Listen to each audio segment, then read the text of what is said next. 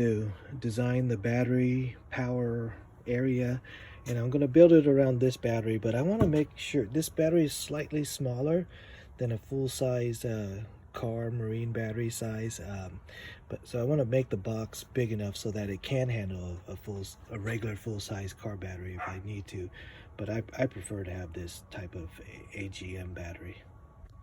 So one nice thing about the Sienna and building the battery power stuff back here is that there's a plug here and a cigarette lighter port here, and what I can do is I could easily switch from plugging into the car right here into plugging into my power unit, which is going to be down here, which will be solar powered. But if I wanted to recharge the battery, I could just plug it into here really easily, or I could plug it in there. If I want to run the refrigerator through the car and not through solar, I could easily just plug it right there. So that's the idea. That's why everything needs to be back here. Alright, I won't lie, I had to make 2 cuts.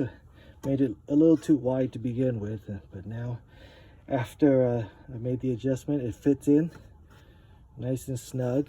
And one thing I want to do is, see this area right here, I want to put a piece of wood that would actually fit perfectly right there, so that when this piece is in there, it won't slide around. It'll just kind of lodge in there, and with the weight of the battery, that's really going to keep it all down and firm. All right, so I put in this little notch, I screwed it in, just held it in by 2 screws there. So when it fits in there,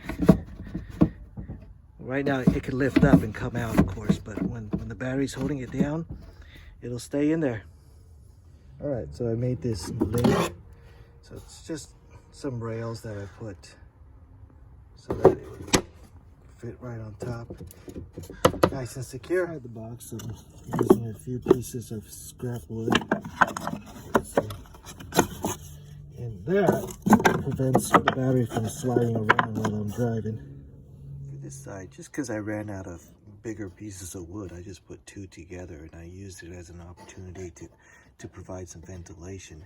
But what it actually gave me was a nice handle, and I'm thinking I might just want to cut this piece so that it looks more like this side, and plus I could get the wires in and out after that. All right, now both sides are slatted, ventilated. We got the box lid. That's the way everything looks with what I plan to keep inside here. The charge controller for the solar, and also this portable lithium unit that I had in my previous build. Charge that, take it somewhere. That's, put this lid back on. Be able to get the wiring out very easily to get to access these ports if I need it.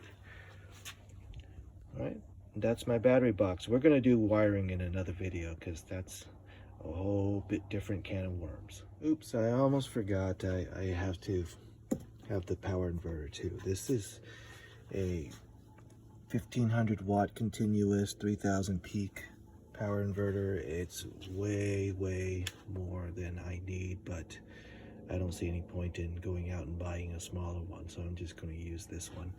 And I'm going to just put screws and mount it right there. Screws are in all 4 sides, all 4 points.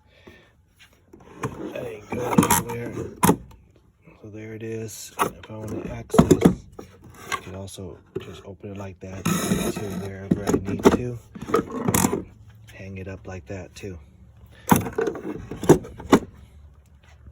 All right, now that's the end of the toolbox build, the battery box build.